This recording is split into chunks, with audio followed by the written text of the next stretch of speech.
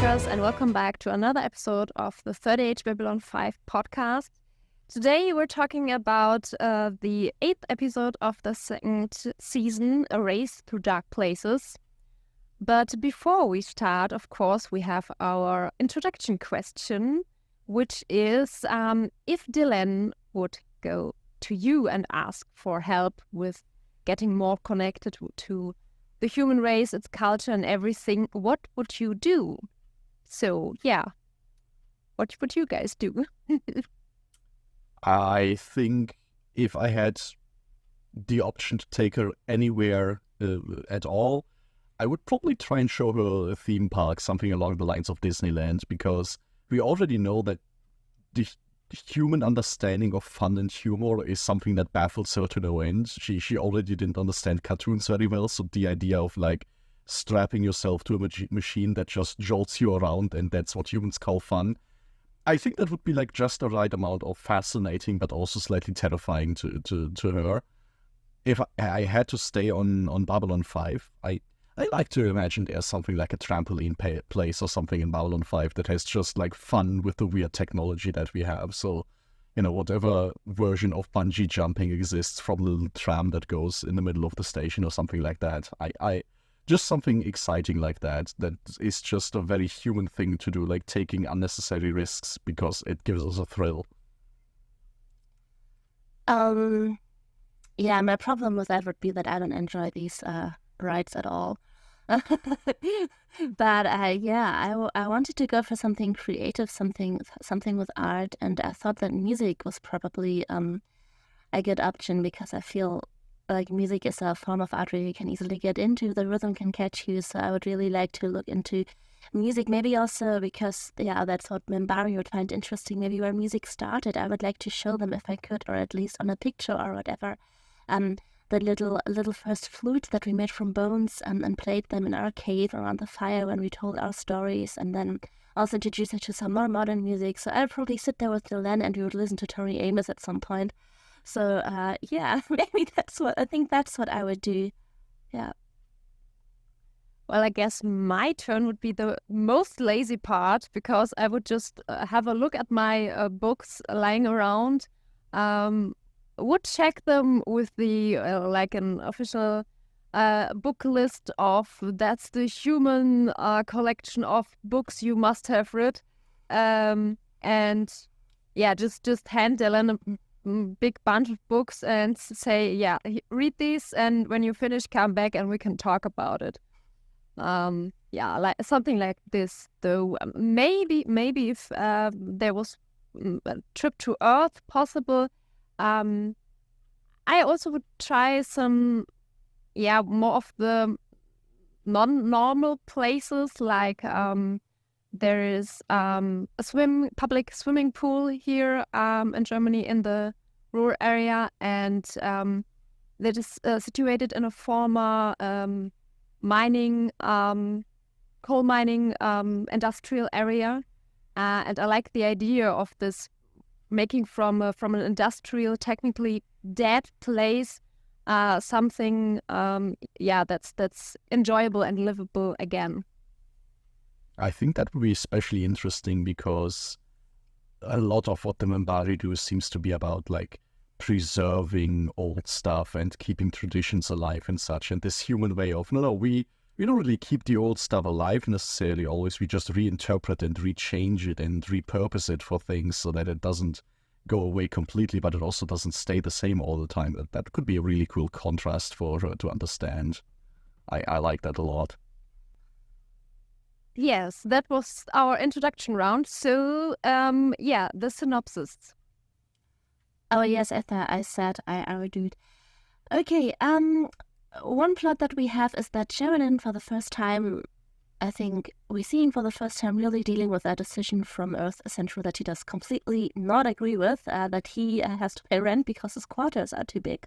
We see him dealing with that and finding his way finding his way. We see him doing that.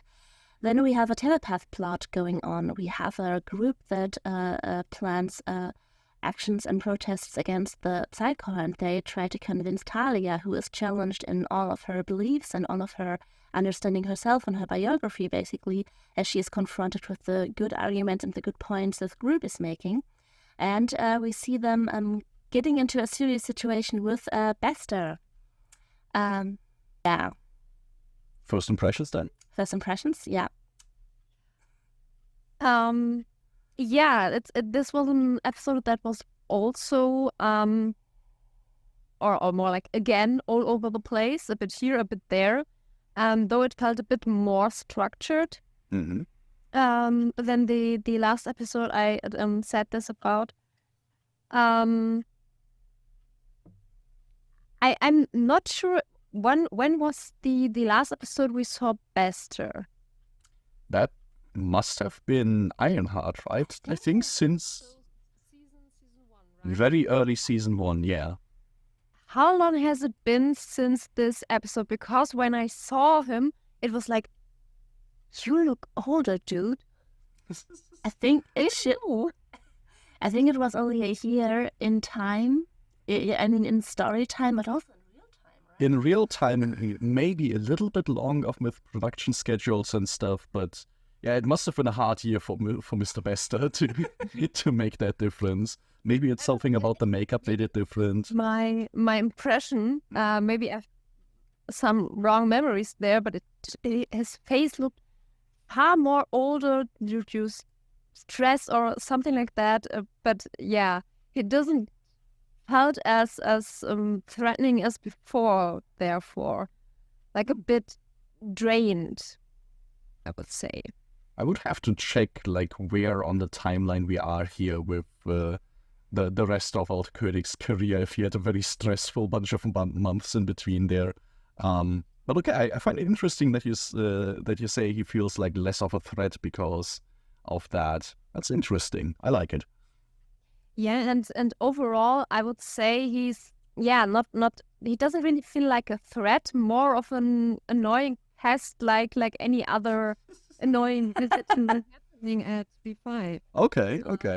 Okay. Maybe it's also the connection how he faces the others. Because their first meeting is that they're all together, and I don't know. It felt when he was talking to Talia when this all started, it felt like she was more ready for it.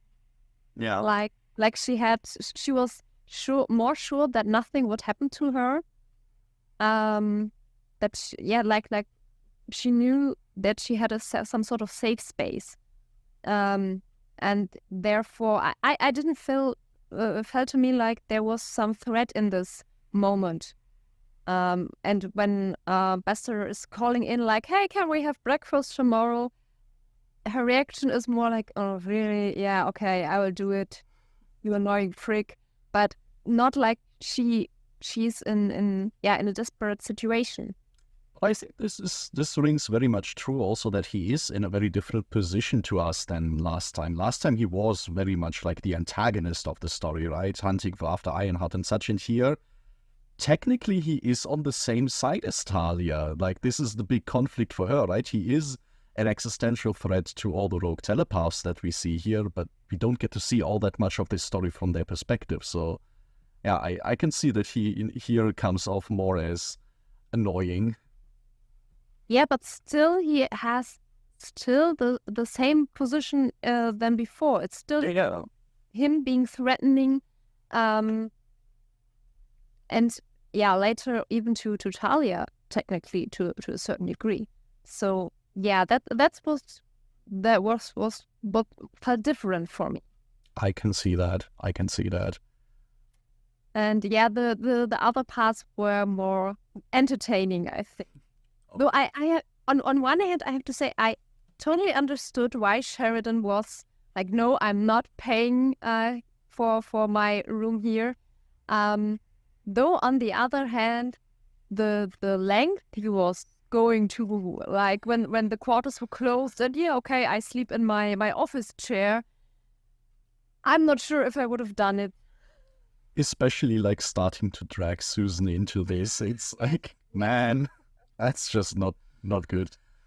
Though I was also of a bit of a surprise in this episode with Franklin, though it wasn't overall that surprising. I'm not sure how to phrase it without going into the scenes directly. So I have a phrase for that actually, but yeah. Yeah. Funny thing about this episode, as we already had in the last one we discussed, I don't remember it. I was sitting there with Alex and I was telling him that we missed that episode, that he has to look into his DVD box if it is actually on it or why he never showed it to me. And I mean, we're still in the part of Babylon 5 where I have seen episodes more than once. I've watched through these parts a lot more. And I have no recollection. Usually I can sometimes forget one plot or I think one scene was elsewhere. But I don't remember ever watching this episode. So I don't know, maybe I have some special kind of amnesia. Or the weird thing also is that I watched these episodes in the pandemic. And the pandemic was kind of destructive for my whole life. So sometimes when things were before the pandemic, I mix them up completely. But no, we watched it in the pandemic. So I don't know why I don't remember. It was interesting. It was a new episode of Babylon 5 for me. And like a whole missing piece of the puzzle and Franklin's character came together. Yeah, no, Franklin, no. I mean, I don't want to spoil anything, but I find it interesting that we see the rogue telepath here. Because, I mean, as you can already imagine, probably, there is something about that coming up again, and there are bigger plots involving the Psychor. What do you mean this entire issue wasn't completely resolved? I think we're no, fine now. no. I just mean also we see more plot lines about that. So it's interesting how it came up here already. I did not have that in mind for all those years. And in general, yeah, it was a funny and nice, entertaining little episode. That I mean, it was all over the place because we still have the place intact. So yeah. And I'm giving my first impressions. I'm a little preoccupied with my special amnesia I have going on here. Understandably so. Yeah. I mean, what I really enjoy about Babylon 5 in general is that usually all the plots of an episode have at least some thematic link, and this episode feels to me like it's all about learning about Earth Alliance and dealing with the status quo of Earth Alliance. Like we get a lot of things that are really disturbing about Earth Alliance. Some things like hunting down rogue telepaths, maybe more so than raising rent. But still, it's all about like characters taking a principled and moral stand against the evils of Earth. And I think it's very interesting in that regard. And I would love to see, as we discussed this, how maybe some things overlap. And I think I might have some thoughts where people and how people decide to make their big principled stand. But okay, as we move over into the main discussion, yes. Before we do that, I had a thought about this episode and our interaction with is the episode with Stoner.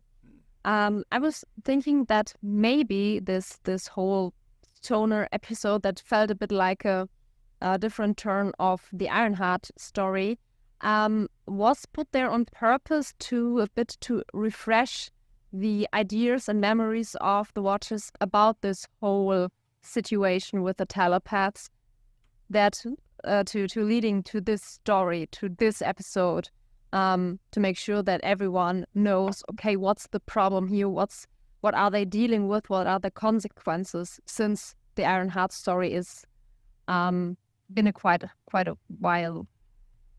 I can easily imagine that, especially because with a new captain on board the station, season 2 does have a lot of reintroductions like that, so that technically it also works fairly well as a starting off point if people don't want to go back to watch season 1 again, which is something that happens, especially when it was on network TV. So I can totally see that they were trying to reintroduce Psychor a little bit here.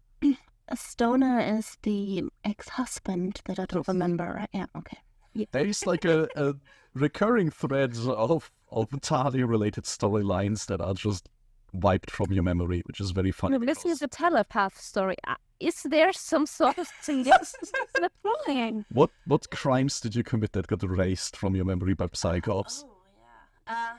I mean, I read the first Psycho novel, and I think even the second one, maybe I saw a pattern. I said, anyway. Yeah. I mean, it's not even that I think I said that in the last episode. It's not even that I don't like Talia as a character. I was complaining that we don't see enough of her in these first episodes. So I don't know what this is. See, this is why you're complaining. We keep seeing her every single episode, and she's never there. I never remember her. Where's she gone? Yeah. So where were we?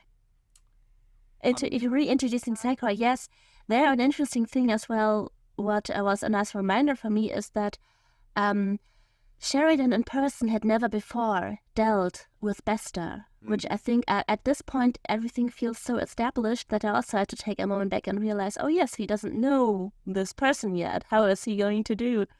Yeah. Which might also be... I'm sorry. Which might also... Oh, that's...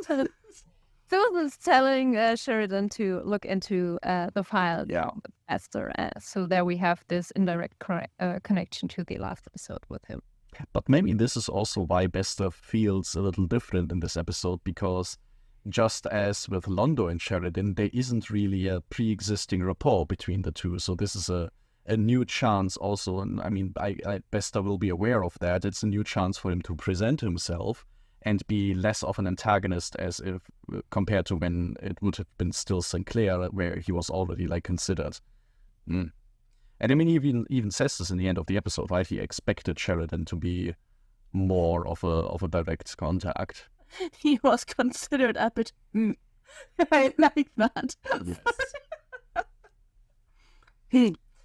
But okay, moving into the main storyline, do we want to start with the big one, or do we first talk about Dylan a little bit? What's your preference here? The question is, where would you have slept when you had to pay extra for your quarters? That's a nice question. Why didn't we pick that? Okay. Yeah, I mean, I actually, let's start with these three scenes where he puts the key in and it doesn't work, because that's my big nightmare. I mean, I always, I mean, when I started university, I moved into a city where I knew nobody. I even could have moved into another city where I had family members or something, but I decided to live somewhere where nobody knows me, in a small one-room apartment. Trying to figure everything out, and my biggest nightmare always was to lose the key, which also would not have been a big drama, because you can always call someone like the landlord or whatever. And when I lose the key, my biggest nightmare then always is to not have a toilet. And then I always imagine myself standing in front of the door and the key is gone and I have to pee, and then I panic. But then I remembered that yes, this is still you are still on a space station, so it's like a train station. You have public restrooms, you can get food, you can lay down, you're not alone somewhere in the forest. But that's always my first impulse. So yes, the office, but actually when I'm in such a messed up situation as Sheridan and Susan are in there, I would not have chosen the office. I think I would have just stayed at the bar. Maybe not drinking, because sometimes, but I don't know, I would have chosen such a place. The bar, the restaurant, something like that, and I would have just been there. It would have been interesting to see, if Sheridan would have continued this. Is he so petty that at some point he decides, I would rather pay for a hotel room than pay my extra rent to Earth Alliance and the government? I could see him going there if Ivanova wasn't there to rein him in a little bit, just because out of his principle.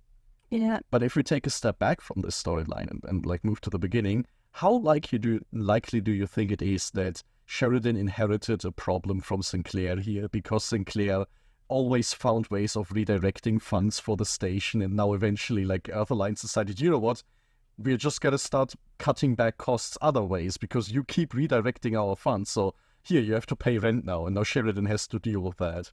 That's very likely. I totally could see that. Yeah.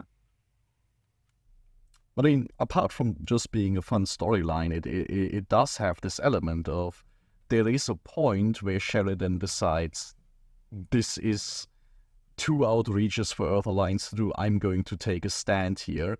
And I mean, I don't think it's a coincidence that this is the same story, that this story comes up in the same episode as the telepath storyline, and this is something that I've noticed on rewatches. I keep harkening on with these characters, but Captain Sheridan does make a big moral stand out of not paying rent for his apartment because he considers that inexcusable, but he does work for the government that has Psychor, where it's very obviously a very problematic thing. But I think the problem here is still on another level because, yes, he works for the government and for the government that has Psychor and everything, but this is basically like when you work, I don't know, when you work in some kind of office in the city hall or something, and then you have to pay for your own ink and for your own paper. I mean, it's on that level, basically. I mean, yeah, but I would still say, if you know that same government does some, very, very bad things with like a whole segregated society. I'm not saying it's an unrealistic character thing or that I hold it against him or such, but, it is just interesting that this is obviously a character that will make a strong moral stand, but it's also something that needs to be very close to home for him to be this passionate about. Oh, does it have to be close to home, or is it just when it becomes a certain kind of episode? Like, do you think he would have made the same if it would not have been his quarters that are too big, but like only Susan's or only, I don't know, Franklin's quarters? I think he would have done the same because I see him as a character who looks at this and it's like, okay, capitalism is fine if it works, but this is crazy. This is too much. Yeah, but I would still say that this is hitting home for him. Like when it's his crew that is affected, he is very much passionate about that. He didn't really start making a big moral stand when Talia told him, oh, by the way, I got experimented on and like forcibly married to other people. Then he was like, man, that sure sucks for you. Yeah, but anyway. Also, can he do something about that? I mean, not really, but you also can't really do anything against the rent, right? Like, this is the whole moral of the story. He makes a big moral stand. At the end of the day, it's just like, dude, it's not worth it. You're not winning against the system here. You have to pick a better place. And I'm just saying this here because, in part, I think this is part of his development in this story, because he gets confronted with a much bigger issue in the railroad and confronted with this idea, how do I deal with that? Do I report this? Do I aid this? How do I make this work? And him learning to deal with that is, I think, somewhat of a bigger deal than it would have been with Sinclair. With Sinclair, I feel like he was already a much more established, also moral authority, whereas with Sheridan, I think he's still just figuring out his place because he has less time to get used to being in such a political position where this kind of issues comes up, where for the first time he is in a position where conceivably he can do something like helping rogue telepaths and such. And I mean, in this storyline, Talia and Sheridan kind of have that in common because they both work for a system and now find out little traps where it doesn't. I mean, Talia's traps are a lot bigger, so that's a lot more serious than paying rent. I don't need to mention that, but still, we have characters that come from Earth and are part of the system and are just the typical people that you would meet from Earth, and they're confronted with information that makes them completely question their viewpoint. Overall, I would think that this episode feels a bit like a lecture for Sheridan, where he learns that if there's a problem and you want to solve it, that the official way is not necessarily the best way to solve the problem. He's trying first softly with this whole rent thing. He's trying to do it the official way. It doesn't get anywhere, and his solution is, okay, I sort of hijack the system to solve this problem. And technically it's the same he's learning with the rogue telepaths, because he just sees in the beginning these two options of telling and not telling, and then the rest comes up. Hey, we have a third solution for this, like the thievery way, but a workable way. So overall, I would say this is a bit of a lecture episode for him, going the Sinclair way. Yes, Alex pointed out and said that this is kind of a Sinclair solution, but with Sheridan it just takes longer to get. But I like that you point out that his solution in the Rent plot is essentially hijacking the system, and in a way, it's the same kind of solution that is applied to the railroad here. Like, if you have a psychop coming here, the best way you can do is make him think he did the inspection and get his big win, and then just rely on the fact that they won't come back that easily because they think they won. So once again, just hijacking the system, hijacking the extreme authority that these psychops have. So definitely seeing it as kind of a lecture. And I think in that context, did the Lent plot also make some sense, because it also puts this pressure on him. Here's all the problems that Earth Alliance has, all the problems of psychops, all the things that are going horribly wrong. At the same time, also teach this ambassador how to appreciate everything good that Earth and human culture has, because it's not all bleak, it's not all terrible, which in that regard makes me feel like this episode is a very nice nutshell of Babylon 5 as a whole, because it's very easy to look at Babylon 5 as this dystopian show where everything sucks because our problems haven't been solved, but at the same time it's a very hopeful show that appreciates so much about what humanity can do. And I think Sheridan is just kind of brute forced into doing all of this at once, and I can see why his nerves are starting to strain at the end of this. So I really liked to see how he was going back to his quarters from the dinner, and like, yeah, Minbari, one day they're shooting you, the other time they invite you for dinner. Yes, I absolutely love that. And I mean, this entire dynamic that Delenn and Sheridan have here is, I think it's very endearing, because once again, it's kind of a fast track getting to the place where Sinclair and Delenn already were. This idea of being like close friends, and that she's just like, man, he's the commander of the station, but he can probably take time out of his schedule to make room for a dinner, because that's what humans do if they want to get to know each other. And that she, like, in front of it even tells him, you can talk about anything, just not work. Which is fun, because the last time anybody did that, it was his sister coming to the station and forcing him to reckon with the fact that, you know, you have some unresolved things in your private life. So the fact that Delenn is starting to take that role a little bit is just kind of neat, because it forces Sheridan to embrace a different side, that there's more to being human than just doing the work.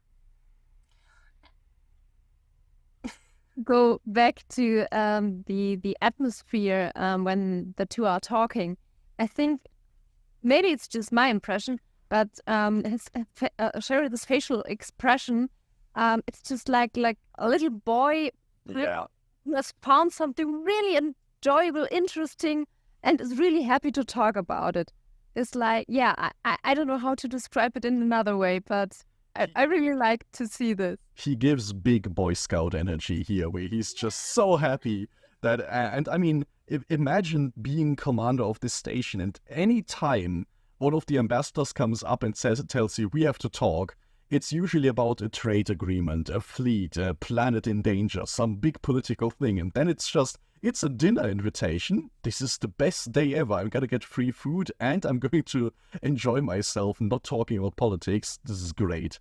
And yeah, the fact that he's so open to this, I really enjoy. And also, I think I really liked the examples that he picked out when he was talking to Delenn, when they were, when the conversation where he mentioned the laughing Buddha and something like that, that he really, I mean, it when you have such a character, it's always, it always has two sides. You could also think that, okay, now what was his father doing? Was he was a diplomat. A diplomat, right? So we have this very, well-educated person that probably traveled a lot, that had a lot of these insights into things because his father was getting around a lot, that was given a lot of knowledge, a lot of possibilities. But also it's interesting because therefore we really have a character who has seen a lot of Earth and who has looked at all these different cultures and all these different aspects of our history. So yeah, that was very nice to see, actually, to see Sheridan has this view all over the world, basically, because he had all of these opportunities. Yeah. I think there's definitely this idea that he was raised to be human, a citizen of Earth, and probably his family just put a lot of emphasis on that, and he gets to carry this on, which I think it's nice that he gets this opportunity, because we also know that ever since his childhood, that has taken a little bit of a backseat, because he was very much a military career man. He was command of a starship and doing all of these things that are not so much in the broad politically diplomatic sphere, and he's just learning to embrace that, and that is also just part of what we've seen him doing throughout these early parts of season 2. Do we want to go to the next topic? I mean, we've talked a little bit about Durant, we've talked a little bit about Dylan and Sheridan, so we can slowly go forward towards the telepath plot, maybe. Is that fine with you as well, Meike?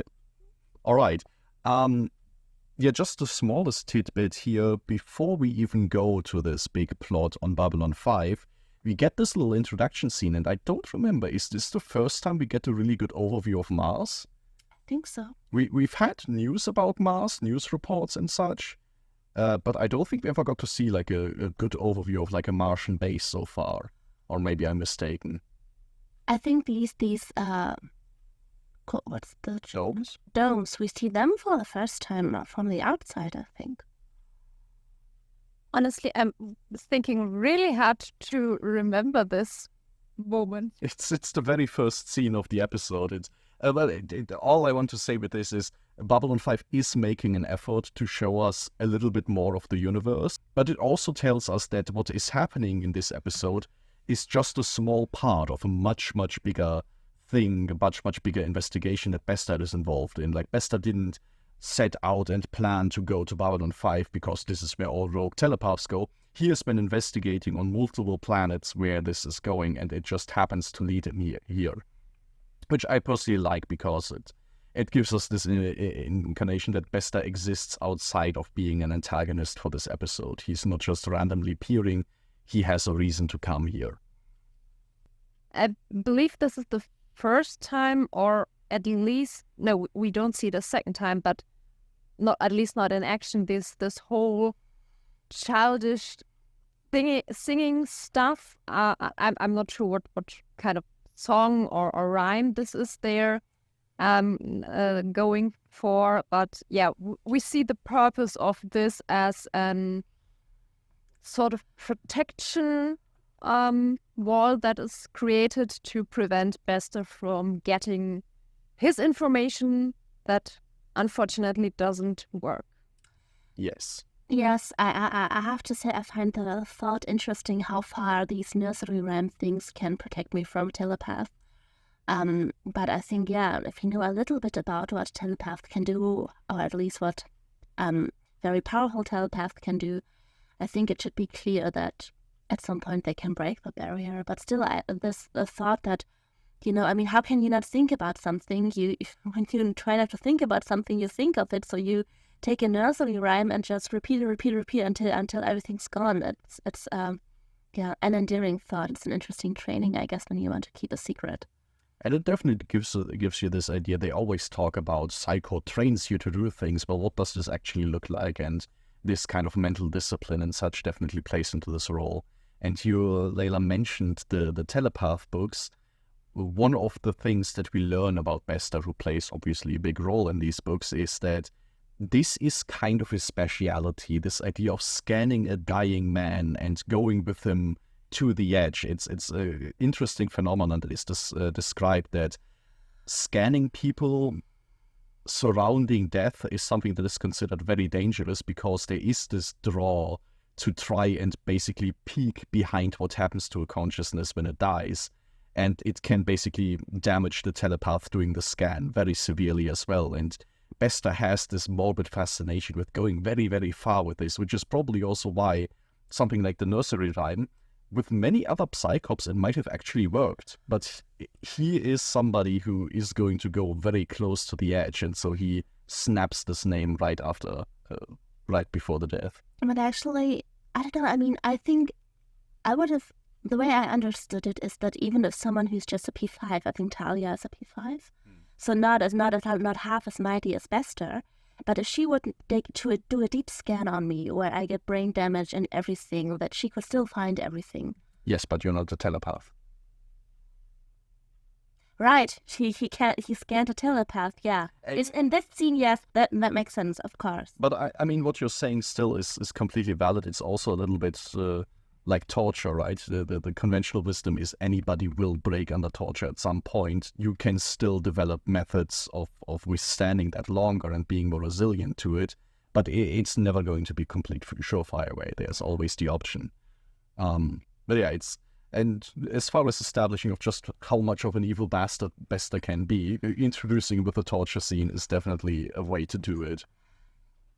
Yes, and there are so many things from the telepath books that I would like to talk about, but I think there's a better point for that later. That's going to be a book club episode later on. Yes, but also now because you mentioned what we learn about Bester there, and there's also, yeah, at some point. As you can imagine, he had a very happy childhood. I think is a good way to summarize all of that. Anyway, what he does mention here is this phrase, and I think we might have heard it before, but not very many times. The core is your mother, the core is your father, which just goes really hard into this idea. Like, if we question why is Talia still on the fence throughout this episode, it's because of that, because she was raised by the core, because the core was everything. So breaking through that just requires a bit of an intervention. And also, I mean, can I give this information from the books about her away? I don't know which information it means, so we are about to find out together. I mean, in the books it is stated that she was really strongly brainwashed in her early teenage years, right? Because she was actually the child of some rogue telepath, as was Bester. So she has some intense brainwashing. Yeah. So that's very, very tough to break, I guess. Now we talked a lot, and poor Meike had to sit through all of this, so please chime in. The only thing was when you said he had a very happy childhood. I mean, there's a scene where he is meeting up with Garibaldi and telling him about his family. Like, I have a wife, I have a 5-year-old daughter, and I was like, oh my gosh, please get that child away from him. I mean, if what could his best intentions be? Certainly nothing good. He wants another Psycorp. So yeah, that was really creepy to me. I mean, but though I really liked the answer Garibaldi gave. Like, yay, next time maybe I can really think that you're human. I mean, Garibaldi is a good one to have this conversation, because Garibaldi and Bester have like a weird kind of chemistry going on there, where they hate each other, but at the same time they're also kind of on eye level when it comes to like snapping back at each other with these comments. It's kind of neat. But I mean, maybe we can talk about this a little bit, because this is the first time we learn a little bit more about Bester as almost a human, and I think this whole idea that, he has a family back home and treats that as completely normal and such, I mean, it plays into this concept of the fact that, all the fucked up people that you have that follow the weirdest ideologies and are part of horrible organizations, many of them are like great family people and have like perfectly normal sides to their lives. It's always this thing, like anytime a horrible crime is committed, you have the neighbor standing there and being like, well, I could have never seen that happen. He was always nice to me when he came out, right? It's this idea that evil is not always that apparent. And you said, Meike, that he looked so old and stressed out. If I remember it correctly, when we saw him a year ago, his associate, who died in that episode, was his affair, right? At least we had the assumption, didn't we? Maybe. I wouldn't be surprised if there's this assumption there somewhere. Fan fiction exists for everything. But I thought we had agreed on that. But maybe then, just continue. Or maybe I could chip in as well, because, I mean, if you hear a telepath, someone in Psychor, telling you that they have a wife and children, I actually never get this vibe of, you have these evil from this evil organization who goes home and has a normal family life. Because I think it always has this taste of they were probably just motivated to breed. So I don't know. I mean, Psychor families are breeding projects for better telepaths, I think. They are, but at the same time, it has to be enough that Talia looks back at it and thinks that it's completely normal and fine, right? There is at least some level of perceived normalcy in there. Yeah, I mean, it's the same like if you have people coming out of a cult, right? There's always at least some phase where everything seems like it's just a very fun and open commune, and before it turns bad, and this can be stretched very far because that's just how the brainwashing works. So it's very hard to tell, but at least, from Bester's perspective, it's certainly this idea that, oh, no, I'm a loving family father. I don't know what you all want from me. This is all perfectly normal. I'm just doing my 9-to-5 job that just happens to involve hunting down people. It's... Yeah. We were talking about Bester and the various ways he's introduced here. I don't know, there is, if we're talking about Garibaldi having things to say about Psycho, there's a nice conversation that Garibaldi and Sheridan have about Psycho, and this whole idea, well, it sucks that we have Psycho, but we kind of created this monster for ourselves, and I think Sheridan is the one who says, well, maybe we deserve it as well, because we didn't come up with a better solution for this, and I think this is something that makes Psycho very interesting always to me, because it has these two sides of the coin, right? On the one side, it's telepaths are people who are horribly prosecuted and nobody trusts them, and they will be ostracized by society. So now they've built their own separate society. Now everybody's afraid of them because of that. It's this complete lose-lose situation if you are in Psycho. And the same goes for the rogue telepaths. Obviously, it's horrible that these people are hunted down and forced into marriages and forced into Psycho. At the same time, if a psychop tells me, well, you can't have an unregistered telepath running around because imagine if he's a criminal, there is a point there as well, right? Not all rogue telepaths are automatically good people, and having them run around is a legitimate danger, even if it's just something like the young child that we saw awakened who just had mind quakes that she couldn't control that could be legitimately dangerous to people. Yeah, that is true. But I was also always wondering, if you really think it through, if you could not come up with a way of organizing telepath without the Psychor, because if you really think about it,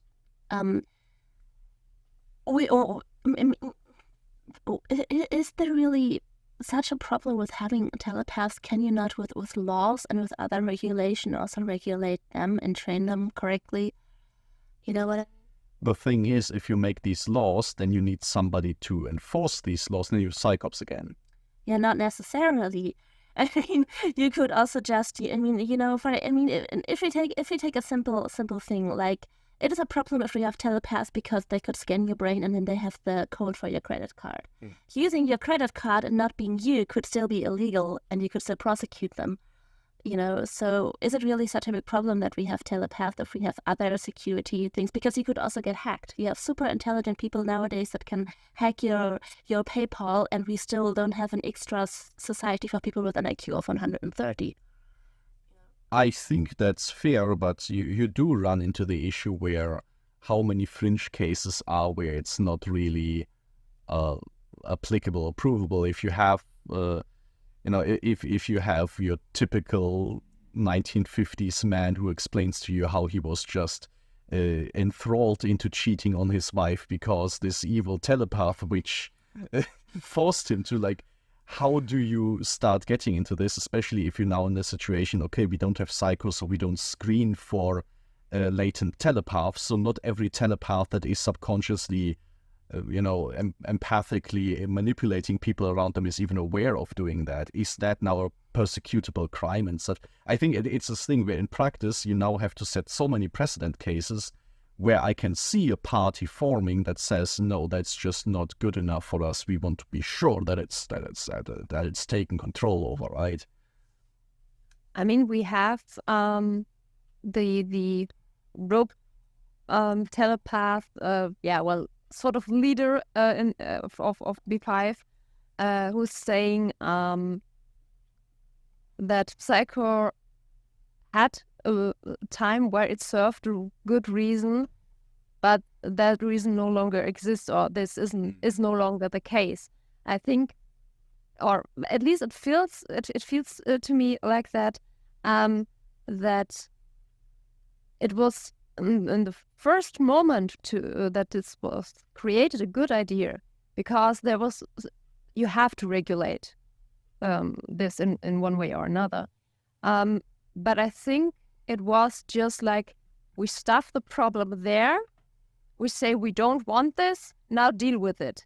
And it wasn't like, okay, you are the people, the telepaths, you are the ones who have technically a problem in the society, how it's working so far.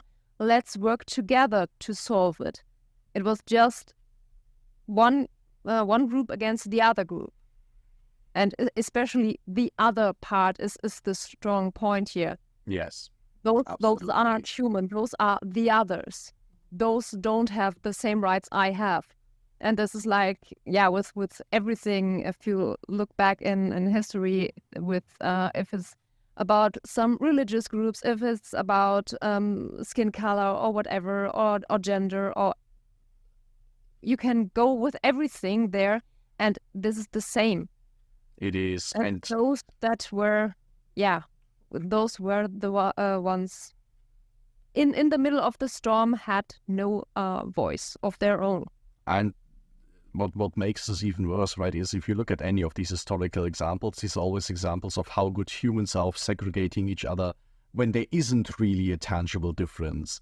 And now with telepaths on top of that, you have the thing, no, there is biologically also actually a difference to them. They are genetically different than that, which is just going to make the problem so much worse because now it's so much easier to justify this. And yeah, it's just... I mean, this is what I really enjoy about this conversation, to bring it back to the scene with Garibaldi and Sheridan. They hear these two characters that are very sympathetic, that are musing about this, and all they can really say is, yeah, this is a bad situation that we gotten ourselves into, and we have no idea what really to do, how to resolve this. We can try and do something to mitigate the issues that have arisen here, but we're still just kind of trying to deal with the symptoms of the problem, because we aren't Starfleet officers that are enlightened beings that can just get a solution out there and implement it. No, we're just humans living here, and we also don't have a much better idea on how to deal with this. Yes. And they have the law they have to abide. Yes, that on top of that. I think my point that I made with these credit card examples and whatever was basically that I think that dealing with telepaths this way is a very human-specific thing. I could think of forms of society where it would also have consequences if you have telepaths, but other consequences, and I think with the Minbari we see, for example, other consequences, they also don't lead normal lives. They are like these religious figures, like these monks that you can ask for help, but it's a totally different dynamic then, of course. Yeah. And yeah, you could regulate it differently. And that's the second point that we had in our discussion now, is that the way telepaths in Babylon 5 right now among humans are treated is that telepaths don't have the whole set of basic human rights that should be used on all humans, and telepaths kind of live their lives in a way that they cannot count on that. And that is a problem here. There could definitely be regulations that give them more rights as human beings. And I think this is exactly what you say, right? It's interesting that Psycho is this human problem. Telepaths are something that exists in basically every alien society out there, and yet humanity can't figure out how to deal with it. And you can't just easily go to the Minbari and say, you've got a solution. And this is, I think, one of the many points where Babylon 5 also feels very prominent again, because isn't that something that we see every other day in news, that, one country has a massive issue, and then it's very easy to say, well, let's just do it like this other country that has figured everything out. But usually this is as easily applicable. I think in Germany, like, an example that we always have is like, man, our education system sure sucks. Why can't we just do whatever Norway is doing? And then, well, with a population density like that would be very nice to do here, but unfortunately, we have like 12 times as many people in the same city, and we can't just easily transport this system. And it's the same with like healthcare in the US, and why can't they just adopt something like a European model? Well, it's just not as easily done. Okay, but now that you started that issue, the population density is not an argument for that. We have other reasons for that. Well, but the thing is, it hasn't happened yet, and I'm gonna naively assume there are reasons for it. But I mean, it's just with Psycho also not a reason to say, oh, okay, I guess it can't be helped, then it must stay as it is, right? No, of course you have to improve things. And there are certainly things that you can learn by looking at the Centauri, looking at the Minbari and how they deal with the telepaths. You can't really ask Shikar because he would just say, okay, take all the pretty telepath women and send them to me, and then I take care of that. But Narn don't have telepaths. Exactly. Yeah. This is why he would take all of them. Definitely not because of other reasons. He is a very upstanding citizen. Well, it maybe to unify your both opinions on transporting a solution from one country to another.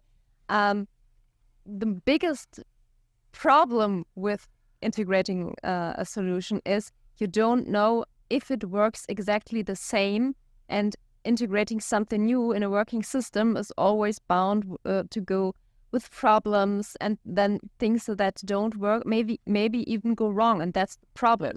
If something goes wrong, then the whole thing is usually banned because it didn't work. Why it didn't work or anything, that's usually, if it's such a big thing like our education system, usually not really tolerable towards mistakes and everything. And of course, to get to this point even, there's needed a lot of work, and usually there are not many people that are interested in going a new way because of its risks. And also, I mean, when you take examples from other cultures and you try to use it in your own culture, you have to use it on people, and I not mean individual people, but people that are used to very different narratives. And when something fails, then they find the reasons of, yes, because this is how it is supposed to be. There is this law of how people function, and when we break that, we have chaos. And so it's very difficult to establish something completely different. I could come up with a good example, but maybe we are running out of time. Maybe as a last point on this, Mike, you already touched on that. You also have this problem that you don't need people to agree on the perfect end state that you are aiming for. There's like a long transitional period. And what that looks like can also be a big problem. Like, it's nice to look at them embodied now and say, oh, that's nice. They have this religious function for all their people, which is convenient because the Minbari have a very unified religious system. I wonder how that came about, and if that is something that we actually want. Like, there is always this idea, the Minbari system is great 1,000 years after the horrible, horrible war that led to it.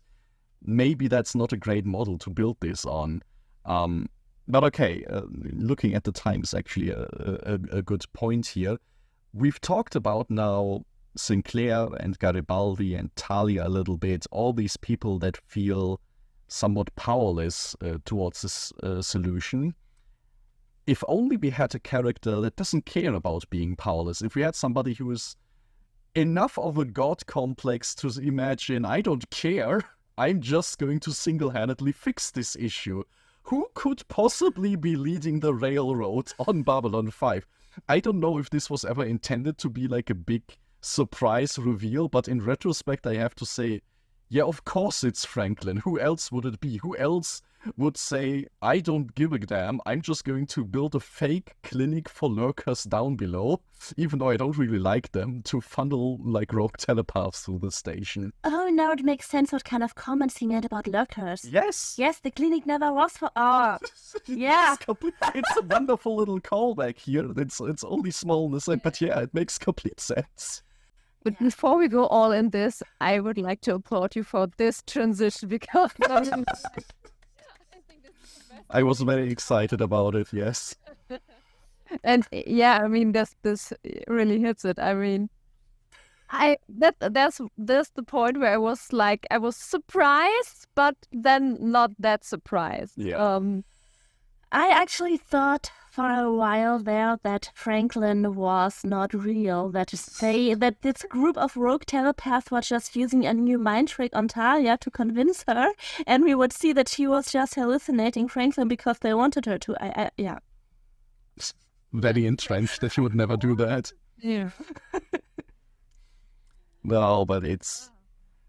I mean, honestly, this gives so much good credit to Franklin. I mean, it's like one of the 2% good things that are so far established of character Franklin. But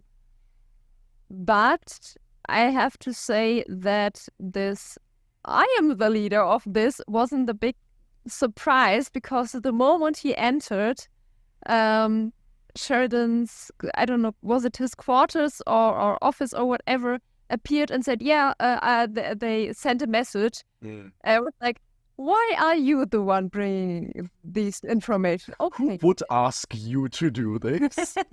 There wasn't much of a space for imagination left, and it could only be him. So when he appeared later, it was like, yeah, there went my non-surprise. But overall, I'm really, really happy that he is obviously doing more good than just I'm awesome. I like to imagine that he was going to Sheridan like fully prepared to, I'm just going to say how it is, and then like in the last second he had this whole, no, I can have dramatic entrance. Oh damn, okay. They just sent a message. Let me walk this back, and then I can have this much cooler reveal. But yeah, I think it's nice because this tracks completely with his character, what we've learned about him so far. And it's this thing where, on the one hand, we have seen how his, self-assuredness can go horribly wrong. But there's also reason why you want doctors that have kind of God complex, because they will be self-assured enough to operate on you and not mess it up. And there is this thing where the way he did it certainly wasn't ideal. This episode doesn't gloss over the fact that him doing this on his own and not informing anybody was a bad idea. But at the same time, he gets the ball rolling. He is somebody who, unlike Sheridan, will protest against the rent, even if it is for somebody on a different planet out of principle, because he is just that much of an idealist. And sometimes you need this kind of idealist to go rogue with an idea. But then it's also important to have people like Sheridan around who can then be a little bit more pragmatic about it and say, okay, we can support this in some way and we can make this work. But please work together with people. Please don't try to be the hero who does all of this on his own, because that's ultimately also not going to help the cause. Can I just say for a second that Layla just had her paw on my arm? It was a little bit on camera as well. It's very adorable. But yes. So Meike, would you say that after all that we've learned about Franklin in the recent episodes, that this kind of makes up for it, that you have now a more positive opinion of him? Well, it doesn't make up for it. I'm more likely to say, okay, you're not that bad anymore in my mind. But I'm sure there will be enough possibilities for him to mess up again in the future. So, yeah, I don't know. The problem is that even though he is doing something really, really good, that's far, far more than even his job technically doing, because he is just doing this without reward, with a conscious mind that this could blow up all in his face, and still he takes this risk and does help these people. Which is overall a really big thing.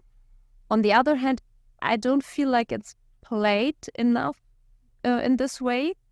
It feels like, it's a side hustle I do, and on the other hand, the other moments, the whole character, how far he was shown and developed, is far too heavy on my mind to just say, hey, let's forget about it. I think that's interesting because it's also my experience when I look at coworkers that I worked with, because, I worked in special education and all of these things. And also when I look at friends or former friends sometimes, that people who you can see who are this extreme and also and fight for the good cause on some levels can have these extreme dark sides. You can have someone who is in some kind of fight for an injustice, but for terrible reasons. And at some point they also show, or because a weird personality thing that then shows up. So I definitely appreciate that we have a character with so many aspects as Franklin in here, because people who are do these extreme things for something they believe in and for something that could be seen as in general a good cause can have this God complex or other kind of problems. So it's hero figures are complicated. I think that's what I want to say. So I would certainly say that he has my respect for doing this, because, like I already said, he's taking a big risk here, even to the point where he could lose because of this his probation. And I don't think I would have the guts to do this. So yeah, even though I don't like him more as a person, I certainly have more respect towards him. I think what we definitely see is that he has these extraordinary character traits and abilities. He is extremely selfless to some degree. He is extremely idealistic. He is willing to go to insane lengths. What he doesn't have is a lot of agency when to apply these. He just takes any opportunity that presents itself, and whether or not there's a good outcome or not doesn't really have anything to do with Franklin. Franklin will always do what Franklin does. Franklin will always be 100% in. Under the right circumstances, that can be very positive. Under the bad circumstances, can be very bad. And he himself shows a very little agency in selecting when to apply his things. So when something extremely good like this happens, I'm hesitant to say this makes up for anything, because Franklin didn't really decide to take this great opportunity. He just takes any opportunity, regardless of what the outcome might be. And so here it happens to work out, but that's really less up because of Franklin deciding anything. It's just him being at the right place at the right time, which was just incidental. Yes, and I mean, maybe what also makes me here, who he deserves more respect for, in this storyline, I don't see him using that, what he does, just to prove a principle or to get some kind of advantage out. While I felt like, for example, in the episode with the sick child, where he operated anyway, that was a lot of ego in there, and I think that's less in this plot. Yeah, like he was not running around, you owe me a steak dinner because I saved somebody from getting slaughtered. Like, fortunately, he's done away with that a little bit. But I think it's completely true. Oh yeah, sure, go ahead. Is the recording still on? Yes. Yes, it is still going. But yeah, you're right. The cat is running around here as we are ruminating on all these things, and she's getting bored a little bit. So yeah, but she hasn't stepped on the keyboard yet. Oh, sorry. I wanted to kiss her. But this moment, that moment that you mentioned, that Franklin as a hero, quote unquote, in this story is a complicated character. I mean, this extends to the whole rogue telepaths as well, right? And like, we are 100% sympathetic to their cause, I think. Like, we hear some of their stories, and these are horribly tragic stories that are completely understandable that these people want to go away. At the same time, when they try to assassinate a psychop, they are kind of starting a shootout in a public place. That's not justified. Like, no matter what circumstances there are, it's going to be very hard to justify that kind of thing. It is still the wrong thing to do. And I think that is an interesting side to see here as well. Like, as much as we want to sympathize with the lurkers, and as much as they are like put in an impossible position, there is also still this moment where that doesn't mean that anything and everything they do will always be right, and that any solution they can come up with is good. I mean, we are seeing this conflict when the sides are already very extreme. Yes. So we already see a conflict where the protesters are so oppressed and in such a bad situation that they turn into terrorists. It would have probably, we see it at the end of an escalation. Absolutely. And I mean, would the world be a better place if they had succeeded and killed Bester? Probably, but they might have just as easily killed Talia, and then I would be less sure. And it's. On that, maybe? On almost killed Talia? Sure. Because I think it's cute that you see here how Garibaldi has a thing for Talia and has more of a thing for her. In the first season, it seemed just like he wanted to go on a date with her because he thought that she was hot. And here you also see he cares more than that. He cares about her safety. And through her, I mean, I can't tell if it was only through her. I don't know what his opinion was before he knew her. But I think that getting to know her also kind of really gave him this view on Psychor to be empathetic for telepaths who get caught up in it. So that was very sweet to see, I think. And I'm fairly certain that Talia plays a big role in that, because Garibaldi is notoriously paranoid. If there's one guy that I see running around accusing anybody of being a telepath, it would be him. So the fact that he is, getting really annoyed with Bester about him not really caring about this, I can see that. And I think this is what's very big here, is that Garibaldi is losing some respect for Bester here as well. If this was just Bester looking out for telepaths and being his own leader, well, yeah, that's still antagonistic to us, but at least there is some like understandable position. But no, Bester is treating even Talia as disposable, and that's just something that Garibaldi would under no circumstances do. What I really like with the kidnapping of Talia, of course they need her help, but on the other hand, it shows in what horrible conflict they're standing with their backs to the wall. There's no space left to move, and still they don't necessarily want to kill. I mean, okay, it's Bester, but I would put him out of this mess and go for the whole thing, the overall problem there is, and that is they want their freedom. They don't want to be regulated, or what we get to know about their friends, families, and everything being killed. The woman that got forcibly pregnant and lost her child in this next moment. So they're still desperately trying the soft way, the way of the least harm. And in that position to do that, I think that's also really admirable. And also when you listen to their stories, there was this man who talked about his brother who took the sleepers but kept talking to the media and kept doing peaceful protests and just wanted to address the public, and then he was just taken out with one of his dosages. So that also really shows that any kind of peaceful way to protest is being killed off and murdered so brutally that only these options are left.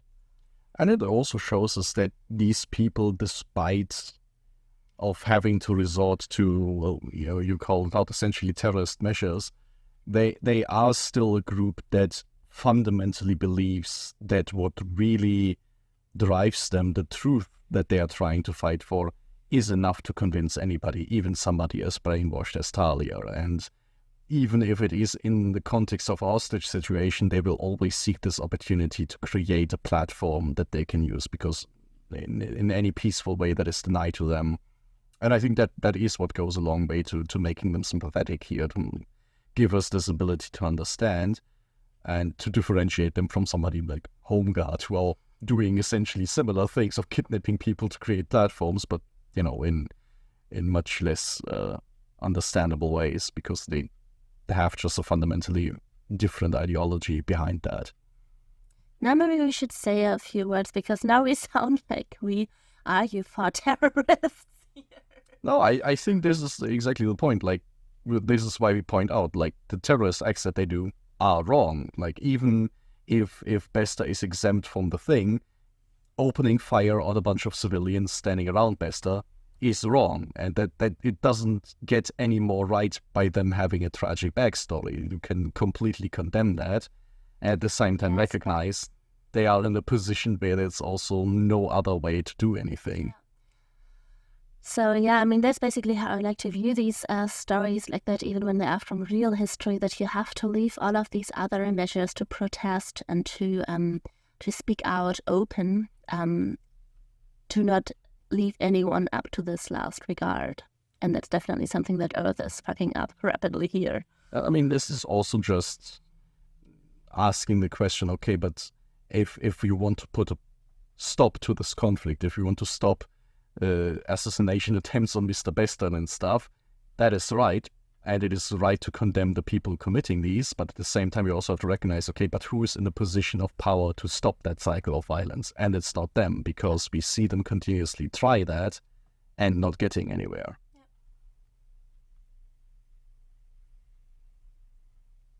Yeah, though it's nice to see that out of all of this, Talia finally gets a mental step out of Psychor. Yes. And I think this is also where, like you mentioned, Mike, we get reintroduced to Psycho a little bit with the previous episode about her ex-husband and such. She's kind of getting primed for that idea that things are wrong. And okay, Ironheart tells her the upper echelons of Psycho are making conspiracies and such. Well, okay, but that's like you learning about the fact that some high-level politicians of your country did some conspiracy stuff. It is bad and such, but it doesn't necessarily call into question your entire culture and society and stuff that revolves around that. But now she's like getting more and more, no, I was forced into a forced marriage and that was horrible. And then they experimented on the guy and he's now like doing his skeevy stuff. And now I hear all these stories from these other people, so it isn't some bad eggs and as part of Psycho. No, Psycho fundamentally as an organization is not something that she can be a part of anymore. And I mean, I really like the ending, seeing her going to Ivanova. I really liked her entering, I bring gifts. Yes. So where do you think that leads? Honestly, I would love to see the Talia Susan combo in the future, because I think the only problem I've seen so far in their relationship will to a certain degree resolve itself now, and therefore I think they could really, if they find their like a common high ground, they could be awesome. Yeah, instead of having like Psycho standing in between them, they can now trauma bond over it. I think that's a much stronger foundation for a relationship that we can see here. And I mean, it is for Talia, from Talia's perspective, I guess there is not even just this element of I get on with Susan quite well, and now this problem is not in the way anymore.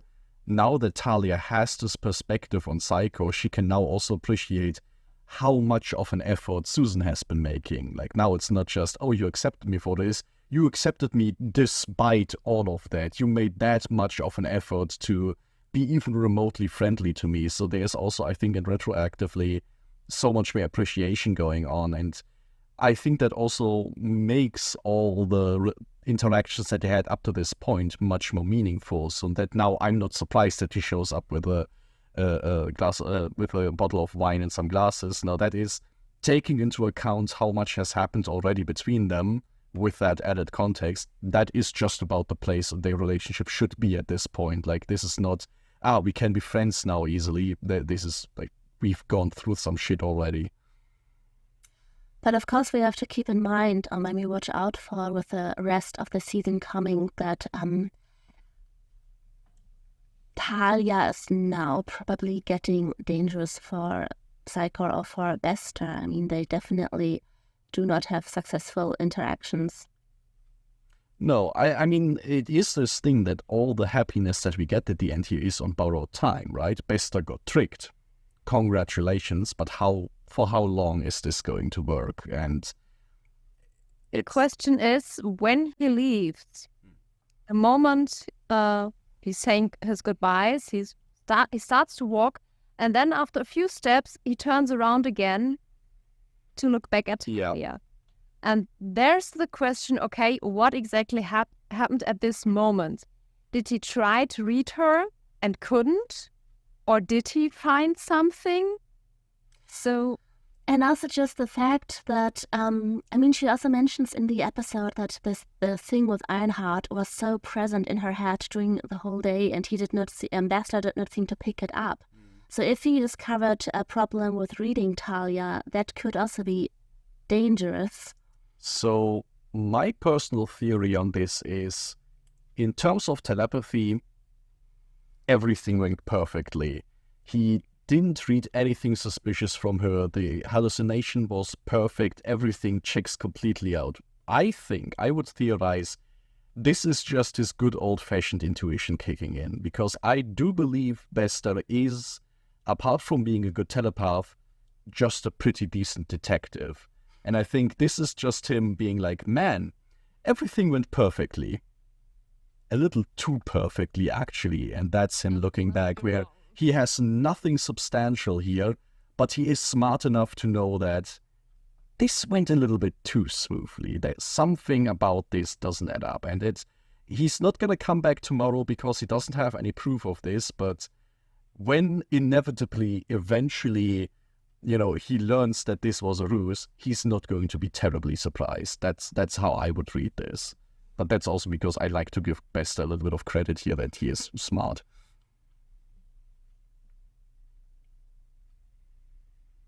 I convinced everybody. Hooray. Excellent. No, I also like the idea that, thinking about Ironheart's gift, this is definitely something that could stir some suspicions for him. Yeah, I was just thinking that as soon as, there are so many telepaths and so many people working for Psychor. Talia really, you could see that it was really bad luck that Talia now interacted with him personally so often, so that he has her on his plate, on some level always knows that she exists and knows about her backstory, because I think Psychor finding out there's anything special about me is in general not what I would want. I think the big saving grace is here, looking back to the very beginning of the episode, how big of a deal is Babylon 5 for Mr. Bester? And I don't think it is that much of a deal. I think they show us masks to kind of show Mr. Bester does have a lot of investigations going on. This one is concluded, and now he has like 5 different other rogue telepath railroads that he has to shut down. And then maybe he can come back around to Talia. I think if he was assigned to Babylon 5 specifically and focus on that, we would have a much bigger problem on our hands relatively soon. But for now, it's kind of this thing. A lot of things are happening. Like you say, there's a lot of people in Psychor. So hopefully this is going to hold out for a little bit. And at this point, we are already speculating a little bit. So unless somebody has a very pressing point in terms of the actual episode, maybe we want to move over into our tapestry a little bit. All right. As usual, we want to continue the various threads that make up Babylon 5, because there is more to this show than just the main big plot moving forward. And one of these threads, or many of these threads that we've developed over the last few episodes, because I think we can agree the main plot about a storm is coming and such hasn't really moved all that much. But we have continued to see these elements of characters developing and such, and I think, Mike, you already picked up on this fact that the entire Psycop issue, Talia in particular, I think is something that has gotten a lot more focus recently, and I think is probably something that we will follow up on. But other than that, what are some things you would expect me based on this episode in future installments? We've already learned now Bester has returned once, so he can certainly return multiple times, and I mean, just on a meta perspective, if you have Walter Koenig around and he's willing to take that role, why wouldn't you use him as much as possible, right? Like, he's a recognizable name from another recognizable franchise. Give that man a job anytime he wants one. Well, in perspective of relationships, I already pointed at the Talia-Susan connection. That would be interesting how much this develops.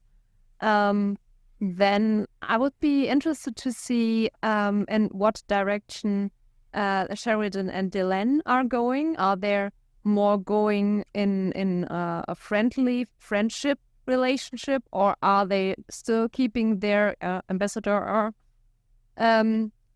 connection. Though I really how they interacted in this restaurant was really nice to see, though. So I would love actually to see them on friendship level.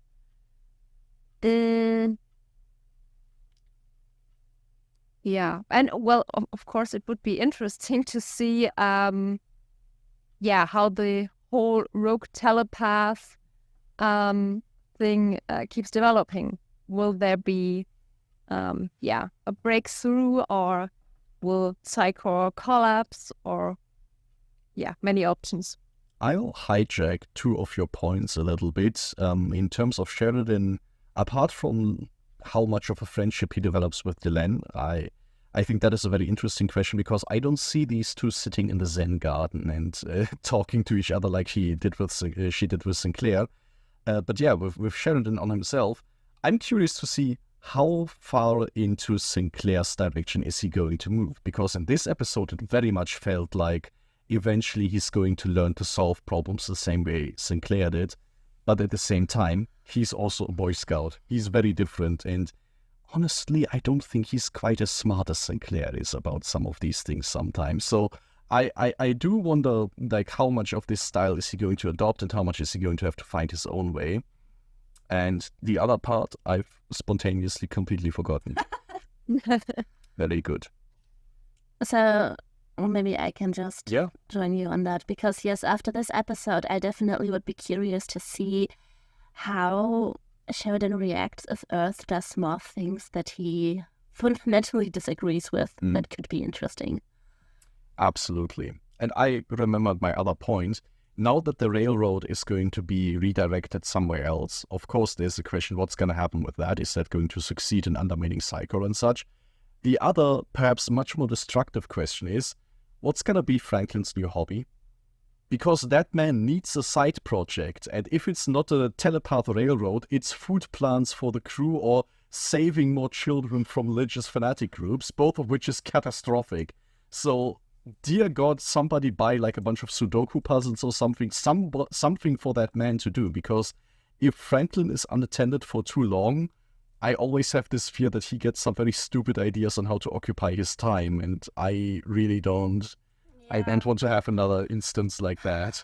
I mean, Meike, I get your point that you really have your respect for him because he put so much at risk, but honestly, after everything I know about Franklin, he just reminds me of someone I know who also always tried to do very good things for the most terrible reasons, and I already have this of how it's going on.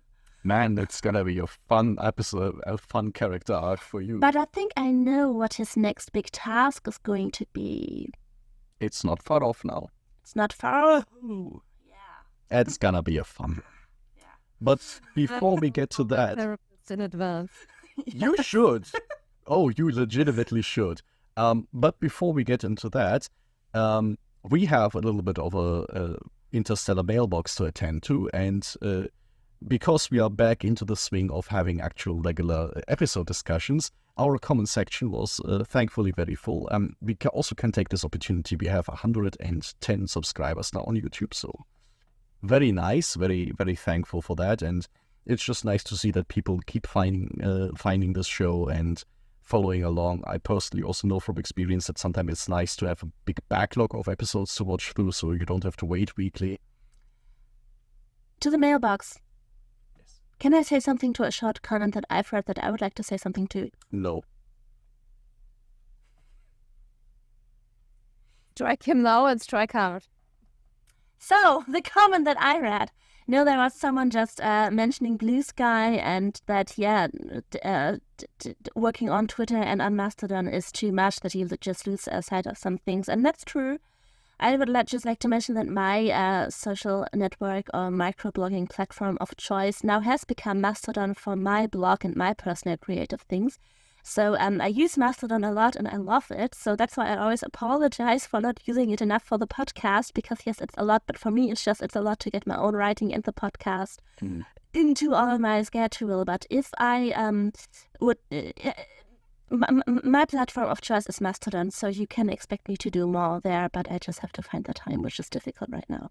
I completely lost track of my own Twitter, which is probably sad, but yeah, I just like Mastodon a lot more. So there's going to come more on Mastodon at some point. Yeah, it's just with our podcast trying to be present on as many platforms as possible, it gets hard to take track of. But hopefully, like with your blog, we will eventually find like the hotspots where we want to properly promote it. And yes, I'm just disorganized as fuck. That's why I always forget to post on Mastodon. So we can blame you personally. That's great. Other than that, and I saw this short comment as well. Other than that, we have a handful more. 2 episodic comments by Texas Under Shock this time around. One was on Stoner's behavior and use of his powers, going into this idea where it was written, I also think he's gotten into his head that he can get away with anything. It doesn't matter what he does, he can just convince people in authority to just let him go. And I think this was very, very apt to see, to say about Stoner and his character, because yeah, he seems that smug little asshole who just knows he can get away with that, which is such a schoolyard kind of behavior. And the idea of having somebody given this ability to just never grow beyond that kind of thinking makes a lot of sense to me. I wish I remembered Stoner. He's also as forgettable as your high school bully, so there you go. That's just about right. No, but it's a good point, I think, after all I've heard about it. Sorry. Yeah. Yes. Then the second comment by Texas Under Shock was all about the three wives of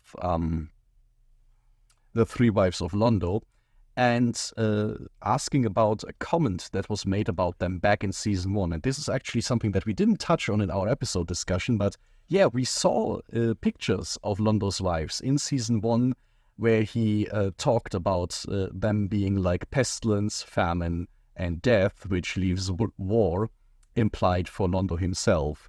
And yeah, maybe we want to comment on that a little bit, because I think that's a neat little detail, a neat little sort of mythologized parallel in there. So the question is, which one is what? Yeah, that is kind of the thing. He talks about back in season 1 that, they are basically that, and who is what. And Texas Under Shock already wrote down like what the generally agreed upon matching is, with Daguerre being pestilence, Timov being famine, and Mariel being death. Interesting. I would have thought it differently. Which one is the... Oh, but I'm bad with the names. I know who Mariel is. Timov is the one who stays, and Mariel is the youngest one, the one who attempts the assassination. Yes. The one who attempts the assassination, yes. And we had a third one. What? Daguerre. What did she do in that episode again? She is the one that is trying to stay in control the most. She's like the most noble, scheming one. Okay. I would call that one famine, actually. Okay. And I would have always thought, the way I knew Londo, I mean, maybe that's my strongest point. The one that, how I understand Londo is that death in this order is not the worst thing from all of these things. Famine, pestilence, death is just like a fact of life and the thing that remains in the end. And also I think for Centauri it's a kind of reassuring thing, because they have the thing that they dream of the way they die. So it's death is kind of the best of these things. So I would always think that the wife he keeps is death, because she's a fact of life that he needs. She's the certainty also, right? Like, you know that you're going to die at some point. I can see it, although I think famine is also fitting for her, because Timov doesn't give him anything. There's nothing to feed on. She's just a drain, as he describes it. But I mean, what I'm a big fan of is the idea of leaving war for Londo, because that's definitely the path that he is on. He's the one that is sowing destruction. Yeah. Yeah, the problem I have with this whole analogy is that technically these are the four riders of the apocalypse, and who do they bring the apocalypse to? to the universe, to the Centauri, to B5. Yeah. It's a bit lost. I mean, I do get this in some way, but the context is the problem. I mean, because there is no apocalypse you can connect this to. Not yet, but yeah. with London talking about this, it seems like he's mostly talking about the apocalypse of himself. Yes, of the apocalypse that he escaped. It's like all of these things, death, famine, whatever, it's at home and I'm here. But I mean, it is definitely like, if you are going to introduce this analogy of Rise of the Apocalypse in, that doesn't bode well for the future. I think that's completely fair to say. Yeah, the problem is if the three wives are the apocalypse of Lando can't be war. Oh, he can be extremely self-destructive. That's no problem. I can see that. But no, I can see where it starts like Also, falling apart. Why is Lando using this metaphor from Earth culture? I mean, that's always this like very smart argument to make when aliens talk, but I mean, come on, we are just translating here a little bit, and Still, yeah, has to be sad. fine. Next thing I will hear, oh, it's just a TV show. Yes, no, that we still like to What? talk It's not about it. real, My are you kidding God. me? The other thing, You've Texas, already booked my ticket to the you got scanned. That's bad.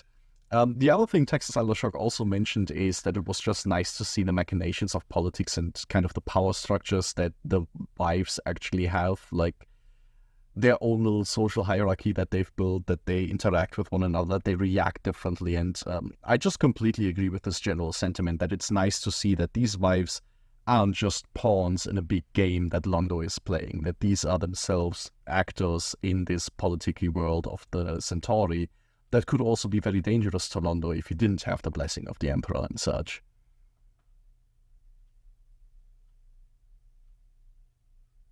I guess there's nothing to add. Fine.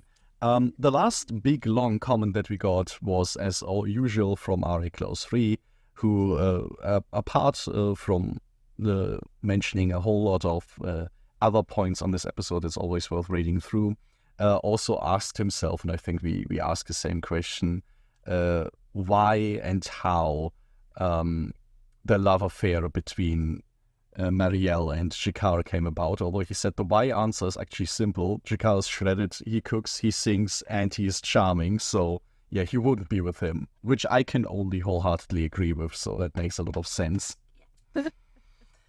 But yeah, I also completely agree that it would be very nice to see to get like a little prequel episode of how that love affair came about. And it got me actually thinking about, could we see this flipped over, right? Like, under what circumstances would Londo ever get like a non-concubine?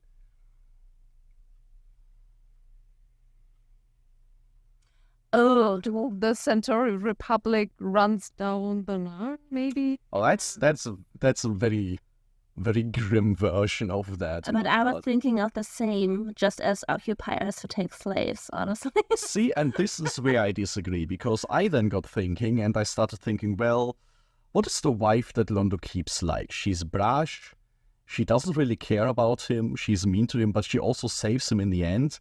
I've seen that dynamic before. That's exactly the dynamic between Natoth and Jakar. Out of all the women that we've seen in this show, Timov and Natoth are surprisingly similar, and I think, under the right circumstances, Londo could 100% fall for the aid of Jakar. And there is a headcanon now that you can't take away from me. Really? Yes. I think Natoth would also enjoy punching Londo just as much as she enjoys punching Jakar, and somehow that would still be a loving relationship.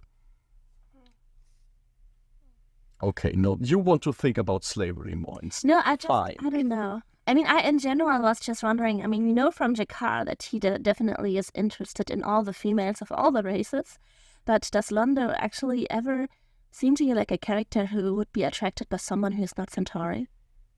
No. Yes. Yes? Yeah? Human. I mean, there are moments when he is like in the bar and watching a dancing woman, and there are not just Centauri, so humans would match, at least from Superficially, that's certainly yes. like. I mean, what wouldn't work would be, of course, the Narn, or at least maybe this would be some I don't know, closed thing he would do, but openly never. And I think even going to the point of accepting it for himself, like I have what kind of relationship ever with a Narn woman, I can't. I don't know. I think he would have to be either really broken first and then reassemble himself, or have a really drastic change of character through whatever happens. Otherwise, I can't really imagine that. Okay, then I have an actually difficult question for you. What about Pakmara, which are the aliens that look kind of like Cthulhu because they have also tentacles, but on the face, and we know Londo has tentacles, and is that disturbing or just very sexy to him? I, in general, Have a kink for everything. Yeah. But I, in general, just wonder if Londo, I mean, he always seems to me like he is so conditioned and set in his Centauri culture that he has a problem with anyone who's physically too different. That would be my idea, and that is definitely just a Londo thing, not a Centauri thing. Absolutely. But for Londo, I always think that I think that he's always like this. I mean, people in general have that. They say that they don't want to date someone from another religion or from another culture or whatever. Or well, a friend of mine once also said that she is not born in Germany, and she always needs to, for a serious relationship, needs someone who speaks her native language, because otherwise she feels emotionally distant. And that's just completely reasonable. She just has this feeling, and I think Londo always seemed like that as well. I mean, apart from issues with different species, I think for Londo it's also just very much the case that I don't think he's ever looking for a fling or anything like that. Like the only time we've seen him, sure, he goes to the bar and watches the dancers, but personally I think he's mostly there for the gambling. I don't know that he cares all that much about the women, and the only time he actually takes somebody home we've seen was Adira, and there it seems like he was very quickly actually looking for a serious relationship. I don't know if he's actually all that interested in... That's the reason why he usually doesn't take them home, because he knows where it's going with him. He's just always immediately going to fall in love. There's just nothing he can do. I mean, yeah. I could imagine just for a bad story that there would be chances for other species, but not Narn. I think I've just drilled too deeply into his... Too dangerous. Okay, we've extensively talked about Londo's dating life for some reason now. I'm glad I derailed the discussion so far. So for more dating advice for various alien species, and perhaps the next episode even, where can people find us? People can find us on Twitter, on Facebook, on Instagram, on YouTube, and anywhere else where you can find podcasts. We are the Third Age Podcast without the. We are Third Age Podcast everywhere.